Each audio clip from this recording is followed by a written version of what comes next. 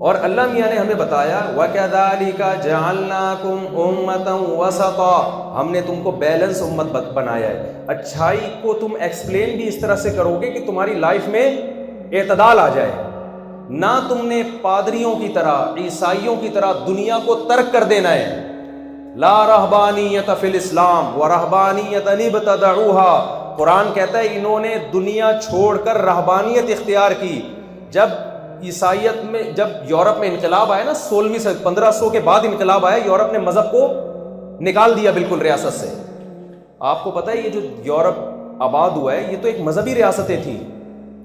دنیا میں جو عیسائی ریاست اتنی بڑے اسٹیٹ جو قائم ہوئی ہے نا، اٹلی جس کا مرکز رہا ہے، تو یہ تو ایک مذہبی اسٹیٹ تھی نا. مذہبی جنگوں کے نتیجے میں گوروں کو یورپ ملا ہے. آج گورے جرمنی میں ہیں، آج گورے پیرس میں ہیں، آج گورے اٹلی میں ہیں. تو یہ مذہبی اسکالرز نے جنگیں لڑ کے یہ مقامات حاصل کیے ہیں. تو ان کی مذہبی جنگوں کے نتیجے میں مذہبی لوگوں کی اجارہ داری ہوئی اور ایک دنیا کے بہت بڑے خطے پر ان کی خلافت اور ریاست قائم ہوئی تھی. اس کے پیچھے ایک موٹیویشن کس کی تھی؟ مذہب کی موٹیویشن تھی. میں سمجھا پا رہا ہوں اپنی بات؟ تو طویل عرصے 1000 سال تک مذہب نے راج کیا ہے ان ملکوں پہ. پادریوں کا راج ہوتا تھا. نکاح طلاق کے فیصلے پادری، وراثت کے فیصلے پادری. ریاست کو چلانے کا مکمل اختیار کس کے پاس تھا؟ پادریوں کے پاس تھا. ہوا یہ ہے کہ قرآن کہتا ہے عیسائیوں نے مذہب میں تحریف کی اور ایک رہبانیت کو گھڑ لیا. انہوں نے رہبانیت کا مطلب ترقی نہیں کرنی، دنیا میں آگے نہیں بڑھنا، نکاح نہیں کرنا، نسل نہیں بڑھانا، جنگلوں میں نکل کے بس کیا کرنا ہے؟ اللہ اللہ. جنگلوں میں نکل کے کیا کرنا ہے؟ جو جتنا زیادہ دنیا سے کٹا ہوا، عیسائیوں کی نظر میں وہ اتنا بڑا بزرگ. ان کے ہاں بزرگ اور اچھے کی ڈیفینیشن یہ تھی. لیکن جب سائنسی انقلاب آیا نا، اور یہ انقلاب آیا اسلام کی وجہ سے، کیونکہ جب اسلام دنیا میں آیا تو فوراً سائنسی ترقی شروع ہوئی ہے. کیونکہ اسلام نے مسلمانوں کو دنیا سے کاٹنے سے بجائے کیا کر دیا؟ دنیا سے جوڑ دیا. بجائے کاٹنے کے کیا کیا؟ جوڑ دیا. یہ تو گوروں نے یہ بات لکھی ہے کہ اسلام دنیا میں نہ آتا تو آج ہم جس سائنسی ترقی کی انتہا تک پہنچے ہوئے ہیں، ہمیں یہاں تک پہنچنے میں مزید 500 سال لگتے. تو مسلمان سائنسدانوں نے ہمارا یہ فاصلہ گھٹا کے کم کر دیا ہے. جہاں تک انہوں نے چھوڑا اس سے آگے ہم نے. تو 16ویں صدی سے پہلے نا مسلمان جو گورے بھی تھے نا، وہ ہماری یونیورسٹیوں میں تعلیم حاصل کرنے کے لیے آیا کرتے تھے. 400 سال تک ان کی یونیورسٹیوں میں ہماری کتابیں پڑھائی گئی ہیں. علامہ اقبال جب یورپ گئے نا تو انہوں نے وہ شعر کہا ہے کہ پہلا مصرع ہمیشہ میں بھول جاتا ہوں، جو جا کے دیکھی یورپ میں تو دل ہوتا ہے سی پارا، مگر وہ علم کے موتی کتابیں اپنے آبا کی. علامہ اقبال جب یورپ گئے، جرمنی گئے، تو وہاں مسلمان سائنسدانوں کی کتابیں لائبریری میں رکھی ہوئی تھی. تو یورپ کے جس کنٹری کا سفر کیا وہ حیران کہ یار یہ تو ہمارے سائنسدانوں کی کتابیں پڑھ رہے ہیں. تو وہ کہتے میرا دل 30 ٹکڑے ہو گیا کہ ہمارے باپ دادا کی کتابوں سے یہ فائدہ اٹھا رہے ہیں اور ہم کہاں رہ گئے؟ پیچھے رہ گئے. تو ایک انتہا تو یہ تھی کہ بھائی مذہب کو دنیا سے کیا کیا جائے. جو مذہبی لوگ ہیں ان کو پتہ ہی نہیں ہو دنیا، لیکن یہ نظریہ یورپ میں چل نہیں سکا. ان کو پتا تھا کہ اگر ہم نے مذہب کو نہیں نکالا نا تو یہ مذہبی لوگ ہمیں سائنسی ترقی سے، گیلیلیو نے کہا تھا نا دنیا گول ہے، پادری نے کہا گول نہیں ہے. اب یہ پادری کی فیلڈ تھی نہیں آئی بات. او بھائی تیری فیلڈ کچھ اور ہے، اخلاقیات ہے، روحانی زندگی ہے. آپ سائنسدانوں کی فیلڈ میں ٹانگ کیوں اڑا رہے ہو؟ دنیا کے گول ہونے یا چکور ہونے سے اللہ کے راضی اور ناراض ہونے کا کیا تعلق ہے؟ پادری نے اس میں بھی ٹانگ اڑائی کہ نہیں دنیا گول نہیں ہے، دنیا تو یوں ہے، چکور ہے. جیسے ہی ہے نا کہ مفتیوں سے لوگ پوچھ رہے ہیں کہ کورونا میں کتنے فاصلے سے کھڑے ہونا ہے، تو یہ بھی غلط ہے نا. ایک انتہا یہ تھی کہ دنیا کو بالکل خیر آباد کہہ دیا جائے، جس کو رہبانیت کہا جاتا ہے. دوسری انتہا جب مذہب سے بغاوت ہوئی ہے نا، تو آج جس انتہا پہ یورپ پہنچا ہوا ہے یہ دوسری انتہا ہے کہ اخلاقیات کا معیار اتنا گر گیا کہ مادی ترقی ہی کو سب کچھ قرار دے دیا گیا ہے اور اخلاقیات چند چیزوں کا نام رہ گیا ہے. ٹیکس ٹائم پہ ادا کریں، آپ کسی سے جھوٹ نہ بولیں، دھوکہ نہ دیں.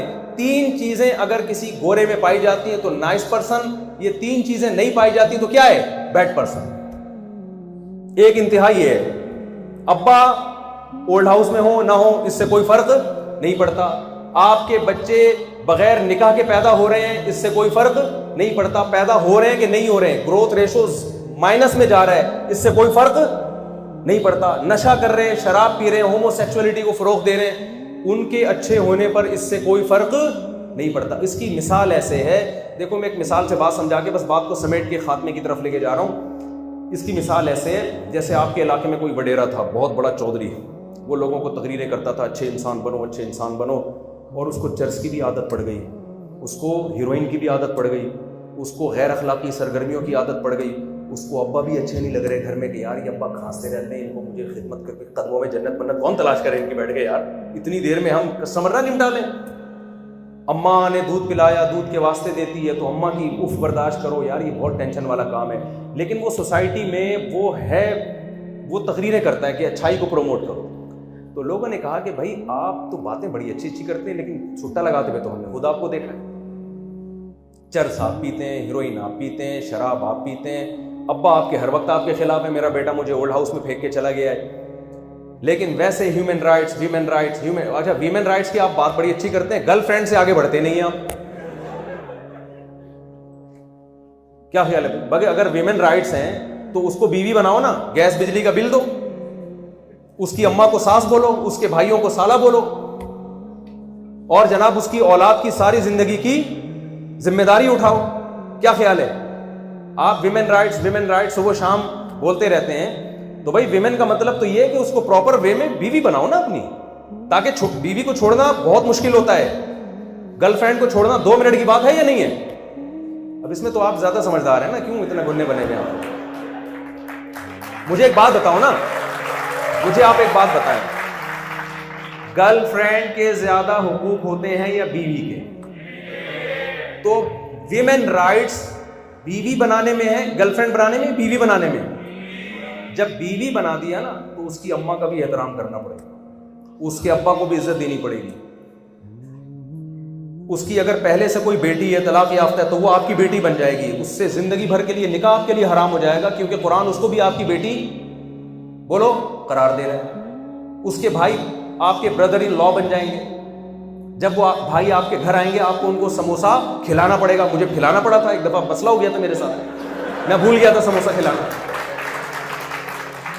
یہ ساری ذمہ داریاں آپ پر آئیں گی، کیا خیال ہے؟ گرل فرینڈ کی کوئی ذمہ داری؟ اچھا جب بوڑھی ہو جائے گی تو پھر 20 لوگ پوچھیں گے یار تم مرنے والے ہو، بیوی بچوں کے لیے کیا چھوڑ کے جا رہے ہو؟ پوچھتے ہیں نا یار کوئی پراپرٹی بنائی آپ نے بچوں کے لیے؟ تو پوری زندگی شادی کے بعد مرد کی اپنے بیوی اور بچوں کے لیے قربان ہو جاتی ہے، پراپرٹی بھی بنانی ہے ان کے لیے، بچے نہ رولے ہیں، اور بیگم کے لیے یہ بھی کرنا ہے، پھر آپ اگر لیٹ پہنچ رہے ہیں تو جھاڑ سننے کو ملے گی۔ ایک شرابی روزانہ لیٹ پہنچتا تھا، پی کے آتا تھا نا، تو ایک دن کیا ہوا ہے کہ وہ اس کو تھا کہ اب گھر میں بیگم سے مجھے صلواتیں سننے کو ملیں گی، پیٹوں گا سالوں سے، تو وہ کیا ہوا ہے کہ پچھلی دیوار سے ٹاپ کے آیا گھر میں اور آ کے لیپ ٹاپ لے کے ایسے بیٹھ گئے جیسے کئی گھنٹوں سے آفس ورک کر رہا ہو، تاکہ بیگم آئے تو بولوں میں تو کئی گھنٹوں سے بیٹھا ہوں، تو آ کے بیٹھا ہوا ہے لیپ ٹاپ لے کے نا، تو بیگم آئی، کہنے لگی آج پھر لیٹ ہو گئے؟ کہہ رہے نہیں بیگم میں تو 1 گھنٹے سے آیا ہوں۔ کہہ رہی کم بخت بریف کیس لے کے کیوں بیٹھا ہوا ہے؟ لگتا ہے پی کے آ جائے۔